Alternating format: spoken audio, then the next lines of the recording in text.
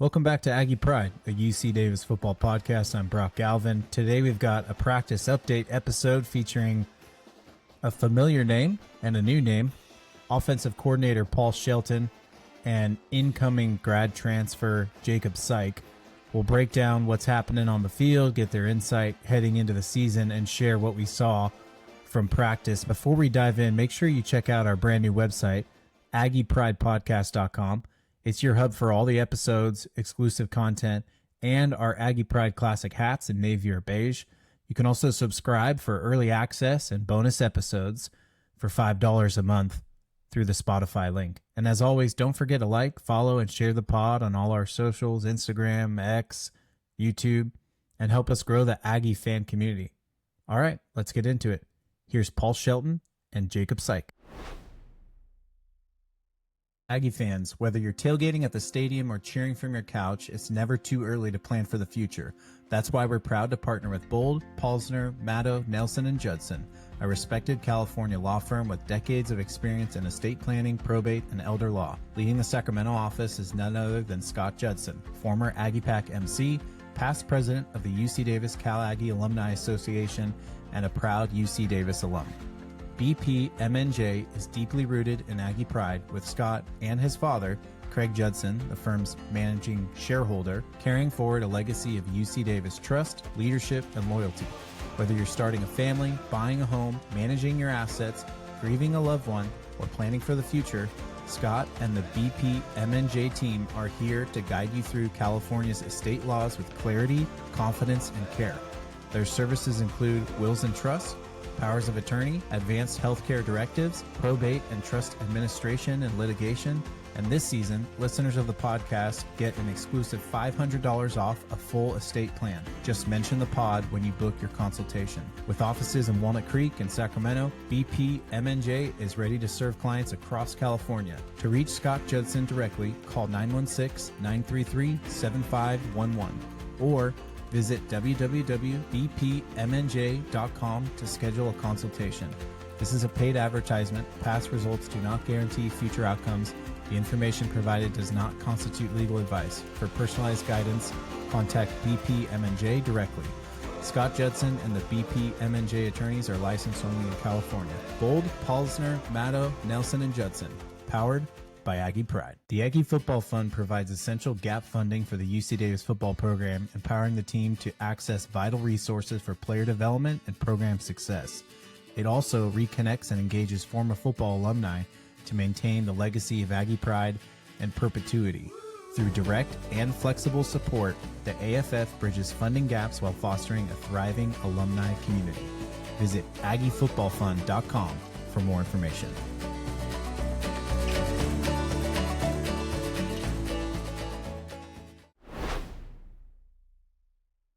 Here with Coach Paul Shelton, offensive coordinator, UC Davis. This is year what at UC Davis? Okay, I was here for 4 years, from 18 to 21. Left, finished up my fifth, so this is going into number 6. Okay, Davis. And so 2 weeks ago, I had a chance to sit down with Winston Williams, one of your 7 all-conference tight ends. Oh, yeah. And I was asking him, hey, how'd you end up at Davis? Like, what's the story? And he was like, oh, Coach Shelton, man. Coach Shelton. I'm like, well, okay, well, talk to me about that, because you had offers from multiple FBS programs. That's right. And he basically just talked about kind of how you made him feel, like family spirit, what you're about. And so talk to me about, who are you? What are you about? Why do you think someone like Winston would talk about you in that way? You know, that's really nice. It's really humbling. Winston was actually my first recruit. He was the first guy when I got the tight ends job, I think, 21 or 20. He put him on my board, and obviously he had a bunch of different offers, some defense, some offense. And when I initially started recruiting him, I remember looking at his film. I was like, there's no way we're getting this guy. This guy's going to go big, because he was a phenomenal defensive player as well. And was just able to build a good relationship with Winston. And honestly, I think, probably the best thing, number one, Davis sells itself. You get to Davis, I think it's not just me, but it's the whole coaching staff, the whole vibe that's historically been here. Guys feel that. Guys feel the energy, they feel the vibe, and it's hard to really define, but it's all the things that you guys talk about, Aggie Pride, and I think it's just, I am fully myself. All I know is to be as authentic as possible. I'm not Tim Plow, I'm not Matt Coombs, I'm not Mike Cody, I'm Paul Shelton. And I think guys feel that. I don't do a lot of I think in this line of work, there's a lot of check the box, CYA type stuff at a lot of other programs. I think Coach Hawk and Coach Plow have allowed me to just be myself, and because of that, I think guys feel that, and I think our whole staff does a good job of just being authentic, and players, I think, can see through it. They're older, they're more mature, they see this stuff that's authentic. And because of that, I think we were able to build a great relationship. He has a great mom, great family. And so, we had to grind it out for Winston. But, after about 6 months, he made a call in December, I think, of that COVID year and committed. So it was right here on the field. So, I'm really proud of Winston, proud of his journey, proud of just, the adversity he's going through. And now to see him having the success is just really exciting to me. Okay, no idea that would have been your first recruit. Bring up Winston Williams. That's cool. And obviously to see, like you said, the success he's having. Sometimes we get to see a player's success and the story gets to be shared. What Dwight and I try to do with this is sometimes share the stories that, even like yourself, we hear from Coach Plow a lot. Mm-hmm. And we don't always get to hear from you. And I'm intrigued because your name comes up a lot, especially when people are talking about culture. You sidestepped a little bit, which is a sign of humility. What do you think makes you you? How did you end up the authentic Paul? How do you feel like you can live into that authenticity? I don't know. I feel like I'm probably hyper aware of things. Sometimes it's a downfall. Sometimes I'm hyper aware of thinking about other people's thoughts and feelings, and sometimes that's crippling. Sometimes I think too much about that. But I also think it's a benefit because I feel like I can get into people's emotions and understand and empathize with what they are. And honestly, I think it probably comes from my dad. My dad is like that, a soft-spoken guy, but he's always him. He's always been him. And it was probably just modeled to me.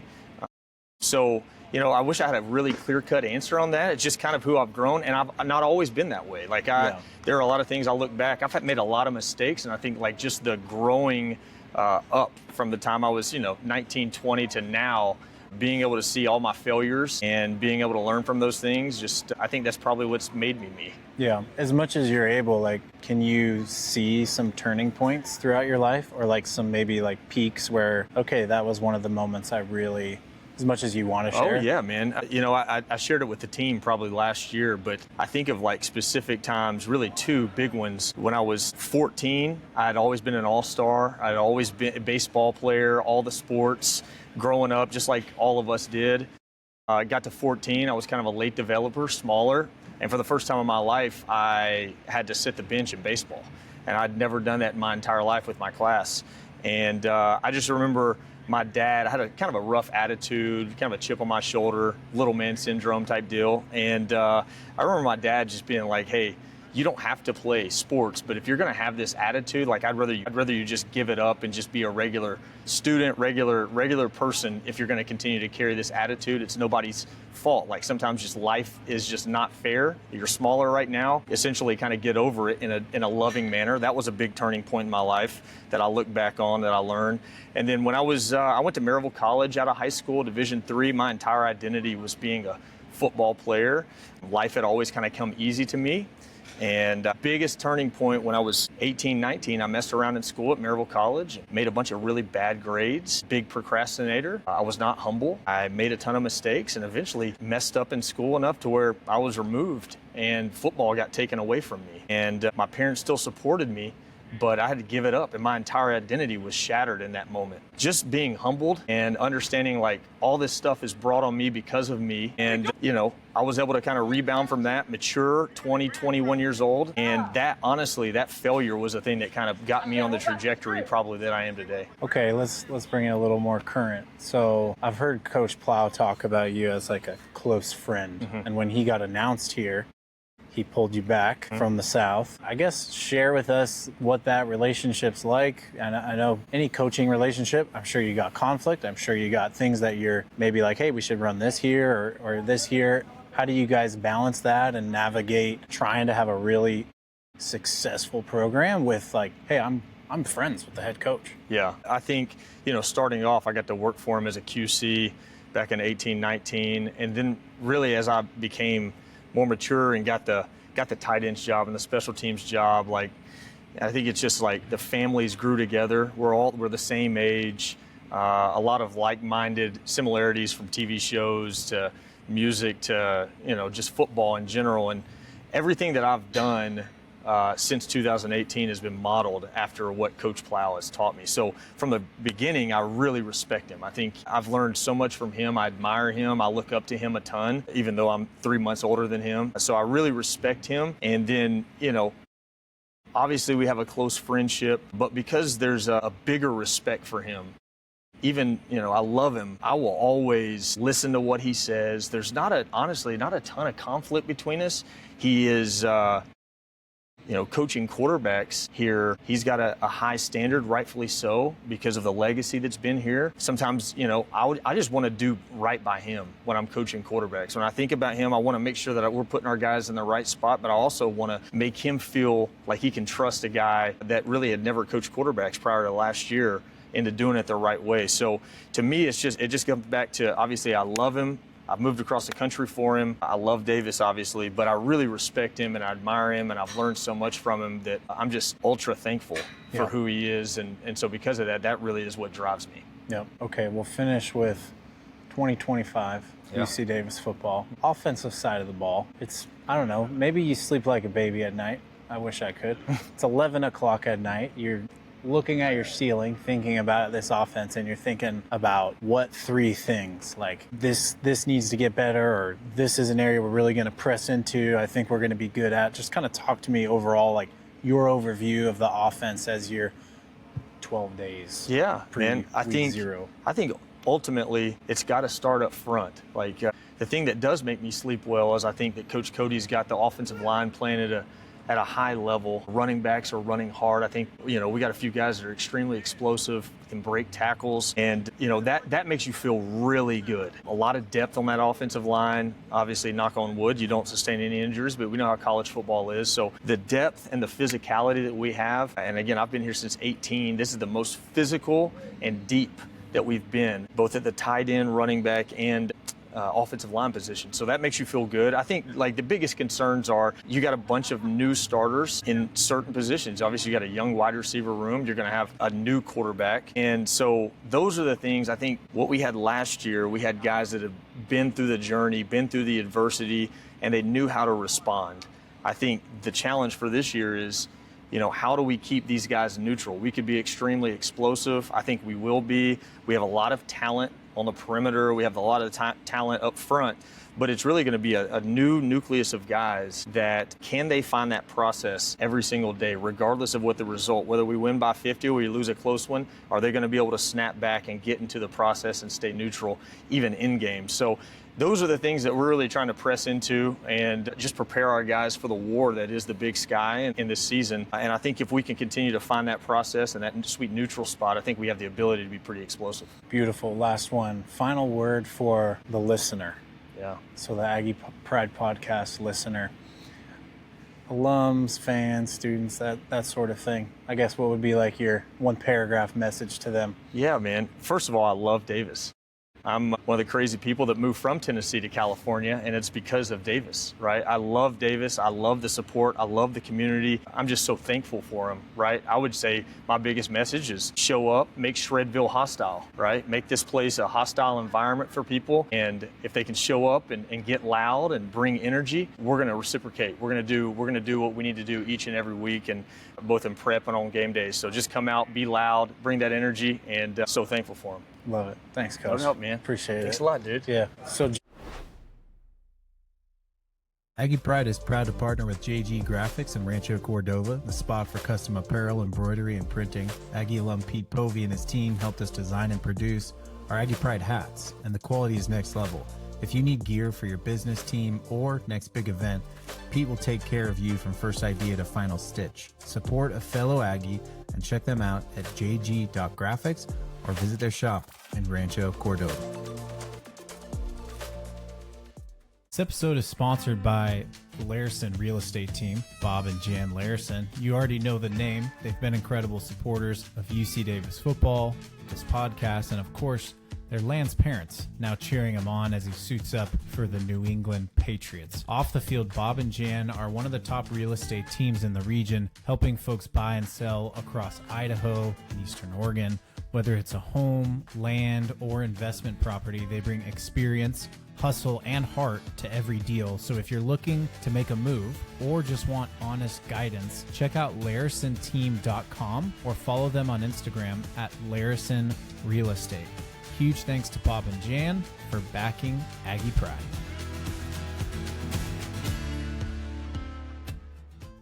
Jacob. Yep. Jacob Psyk. Yep. There you Jacob go. Psyk. One of the, I don't know, we got a good amount of grad transfers on the team this year. Welcome to the podcast. Thank you. Thank you. Thanks for stopping by after practice. This is a walkthrough for Mercer, kind of like a dress rehearsal week before the real thing.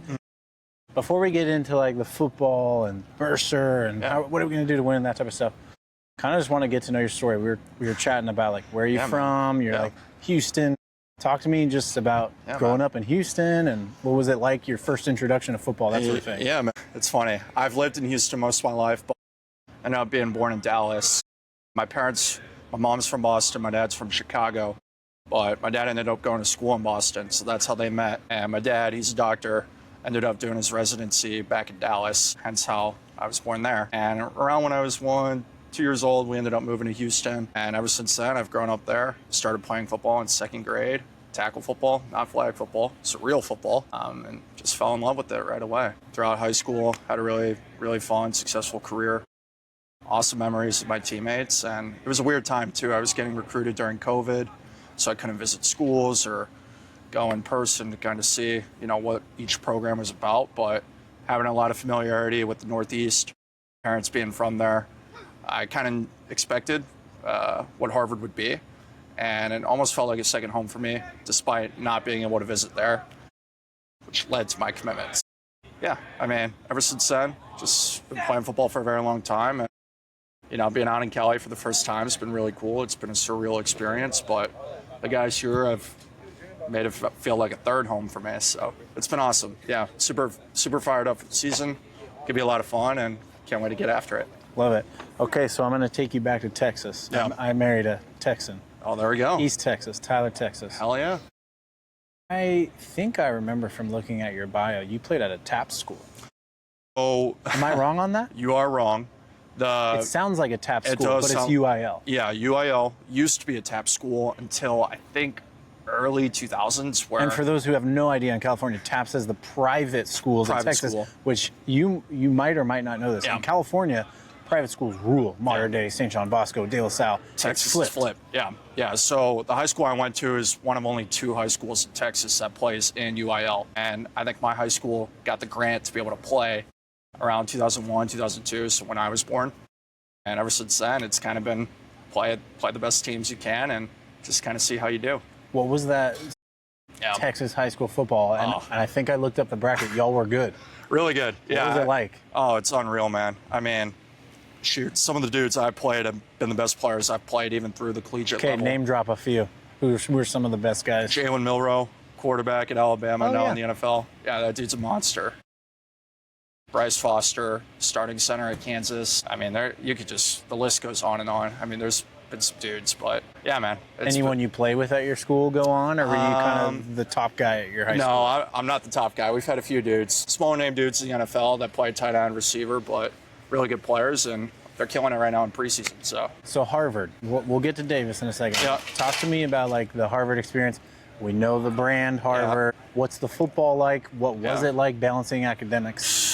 I mean, the football experience is unreal. I think the coaches understand, like, you're not only there for football, you're also there for the school component, and they give you a lot of flexibility off the field. So if you need to leave practice early to take a test or go study, they're okay with it. They know that's why you came there. But if you're 100% in with football and you want to make it to the NFL, you can totally do that at Harvard. I mean, you have every resource you need between the food, training, film, all that stuff. So ultimately, like, you can find your thing there. And once you do that, like, the world's kind of your oyster, you know what I mean? But yeah, I mean, the teammates there are awesome, super humble dudes, just normal people. So what cinched it or clinched it for you to come to Davis? Because we, just real quick, before you answer, like, it's so new, the grad transfer stuff, and guys like me and our listeners have no clue. So just peel back the curtain a little bit.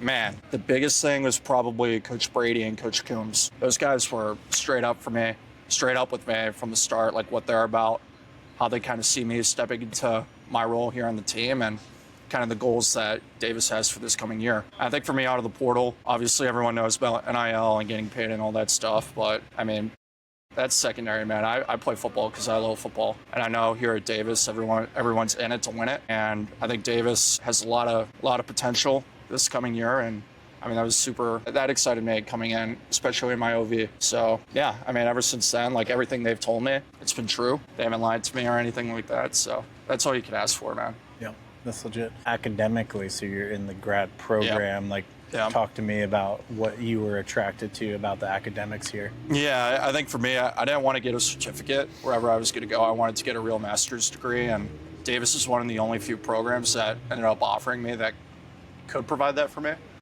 So that was a big draw. Yeah, man, I'm super excited for that. I know the schools could be tough, but I feel like I'm going to be prepared for that. And, I want to keep challenging myself on and off the field. Davis gave me the best opportunity to do that. Yeah. So I'm a has-been, try-hard D-tackle here, super undersized, but loved my time here. Yeah. And kind of this position group of D-line, kind of like O-line. It's always unique, right? Like it's a unique persona that's a defensive lineman. Yep. Talk to me about this group. Like, what do you like about this group? How's it different than the Harvard guys?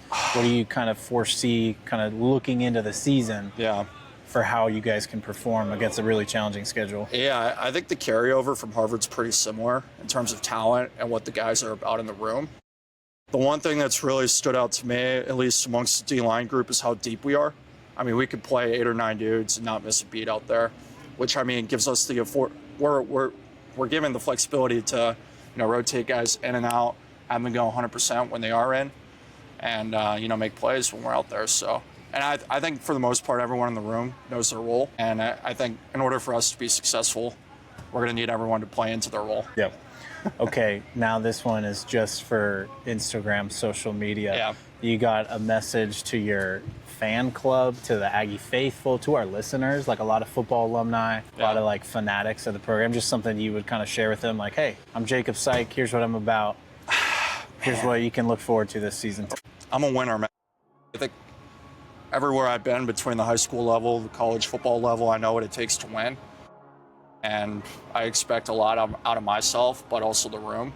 And being one of the older guys in the room, I'm going to hold everyone to that standard. Because we're going to play hard, we're going to run the football and make plays out there. Nice. Well, dude, nice to meet you. Yeah, man. I'm pumped to watch you guys fly around. Man. That's it for this practice update with Coach Paul Shelton and Jacob Psyk. Big thanks to them for taking the time to chat with us. Don't forget, you can find every episode plus behind-the-scenes content at our brand new website, AggiePridePodcast.com. While you're there, check out the Aggie Pride Classic hats in navy or beige, and subscribe for early access to episodes and updates. If you're enjoying the show, make sure to like, follow, and share Aggie Pride on Instagram, X, and YouTube. It really helps us grow the Aggie fan community. Thanks for listening, and we'll see you next time. Go Aggs.